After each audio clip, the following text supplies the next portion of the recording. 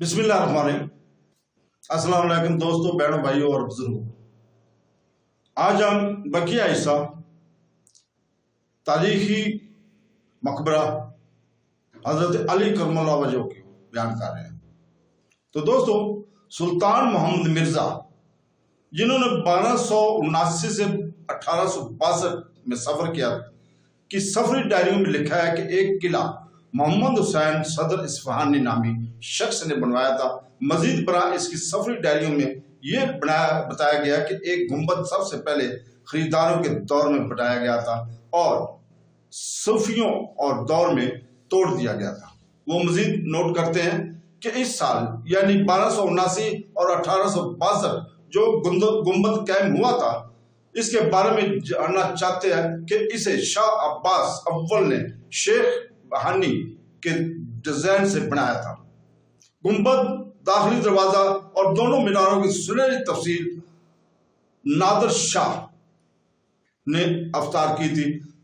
مسجد عمران بن شاہین، اس مسجد کا نام عمران بن کے نام پر رکھا گیا۔ شاہین یہ نجف کی قدیم ترین مساجد میں سے ایک ہے اور امام علی کرم اللہ وجہ کے روضے کے سین کے شمالی حصے میں واقع ہے۔ اس وقت اسے مزار کا حصہ سمجھا جاتا ہے۔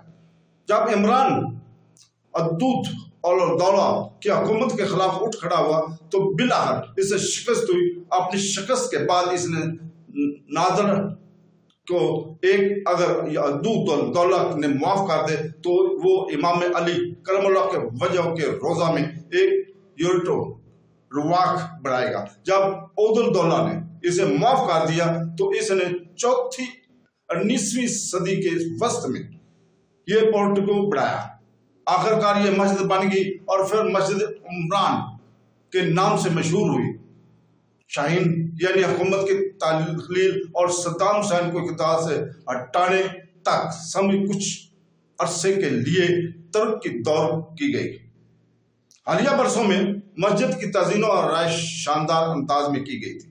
اس مسجد میں سید محمد کاظم اور سید محمد کاظم مقدس اور محمد باقر جیسی چند ممتاز شخصیت کو بھی دفن کیا گیا ہے۔ تو دوستو، مسجد الرضا سین کے مغرب میں واقع ہے۔ اس بارے میں کہ مسجد کے نام ایسا کیسے پڑا، اس میں دو قول ہیں۔ یہ مسجد امام علی کرم اللہ وجہ کی قبر کے سامنے واقع ہے۔ امام جعفر صادق سے ایک حدیث نقل ہوئی ہے کہ امام حسین رضی اللہ تعالیٰ عنہ کا سر در حقیقت اسی علاقے میں دفن کیا گیا تھا۔ مسجد الخضرا سبز مسجد کی روشنی سین کی مشرق کی جانب واقع ہے۔ یہ وہ مسجد تھی جہاں آیت اللہ خمینی اپنے اسباق پڑھتے تھے۔ در حقیقت حال ہی میں اس مسجد اور آیت اللہ خمینی کی قبر کے درمیان کی دیوار کو ہٹا کر اس کی جگہ داغتے ہوئے شیشے کی کھڑکی لگا دی گئی ہے۔ حسینیہ سین شریف سین کے شمال حصے میں واقع ہے۔ اسے سید محسن زینی نے بنایا تھا۔ یہ عمارت امام علی کرم اللہ وجہ کے روضہ پر آنے والے زائرین کے لیے آرام گاہ کے طور پر استعمال کی گئی تھی اور اس میں وضو کرنے کی جگہ بھی ہے۔ کئی مسلسلوں سے یہ لاوارث اور ویران پڑی ہے۔ تاہم جب صدام حسین کا تخت الٹ دیا گیا، آیت اللہ نے اس کی تزئین و آرائش اور دوبارہ کھولنے کا کام شروع کیا۔ ایوان علماء کی روشنی کا برآمدہ مرکزی ہال کے مرکزی شمالی حصے میں واقع ہے۔ اس جگہ کا نام رکھنے کی وجہ یہ ہے کہ یہاں متعدد علماء مدفون ہیں۔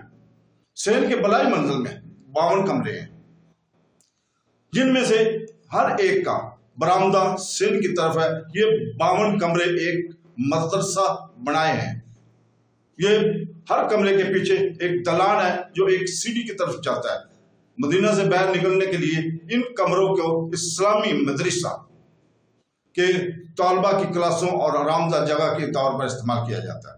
ماہ سفر میں عراقی عوام کی بغاوت کے بعد یعنی حکومت نے شیعہ مدرسے کو کمزور اور تباہ کرنے کے ارادے سے مدرسے کے طلبہ کو ان کمروں سے نکال دیا۔ اس کے بعد سے یہ کمرے خالی پڑے تھے۔ مقام امام صادق رضی اللہ کا مقام مسجد الراح کے دروازے کے قریب واقع ہے۔ روایت کی گئی ہے کہ یہ وہ جگہ ہے جہاں امام صادق علیہ السلام جب امیر المومنین علیہ السلام کی زیارت کے لیے تشریف لائے تھے تو نماز پڑھتے تھے۔ یہ جگہ تقریباً 50 سال پہلے ایک سفید گنبد سے ڈھکی ہوئی تھی جو تقریباً 100 مربع میٹر کے رقبے پر پھیلی ہوئی ہے۔ تاہم فی الحال اس عمارت کی کوئی باقیات نہیں ہے اور جگہ صرف مزار کا ایک حصہ ہے۔ موضوع السبعین 2 انگلیوں کی جگہ، اس جگہ کے بارے میں جہاں امام علیہ کا چہرہ ہے، کہا گیا کہ ظالم حکمرانوں کا تھا جس کا نام مربع تھا قیس، جو کبھی اپنے قبیلے اور اجداد کے بارے میں بات کر رہا تھا، اور اس نے قبیلے کے بزرگوں سے ان لوگوں کے بارے میں پوچھا جو اس کے خاندان سے گزرے تھے، تو انہوں نے جواب میں کہا تھا کہ ان میں سے بہت سے لوگ ایک لڑائی میں مارے گئے تھے۔ اس نے مزید پوچھا کہ انہیں کس نے قتل کیا تھا، تو انہوں نے جواب دیا کہ ان میں سے اکثر حضرت علی کے ہاتھوں مارے گئے تھے، حضرت علی ابی طالب۔ تو اس کے پوچھنے کو امام علی کرم اللہ وجہ کہاں دفن ہوئے ہیں، اور بتایا گیا کہ وہ نجف میں مدفون ہیں۔ اس کے بعد مروان نجف پر حملہ کرنے کے لیے 2000 افراد کی فوج بھیجی۔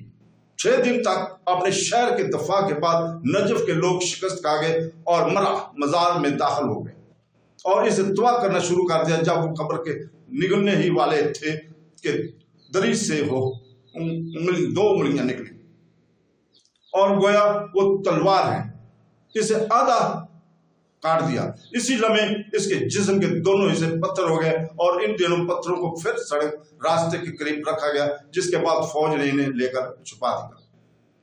روزہ امام علی کرم اللہ وجہ ابی طالب کو حالیہ برسوں میں کافی توسیع اور تزئین اور آرائش کی گئی ہے۔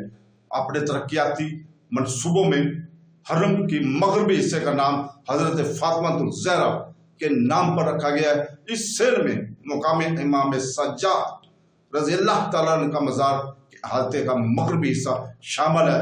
اسے ایرانی ماہر تعمیر ڈیزائن اور تعمیر کر رہے ہیں۔ ان ترقیاتی منصوبوں کی تکمیل بعد مزار کے احاطے کا کل رقبہ 1,40,000 مربع میٹر پر محیط ہوگا۔ تو دوستو، کل انشاءاللہ تعالیٰ ہم اسلام کے مقدس ترین روزہ مبارک حضرت امام حسین کے روزہ کربلا کی تاریخ کو بیان کرنے جا رہے ہیں۔ تو دوستو، کل تک کے لیے ہمیں اجازت دے۔ اللہ حافظ۔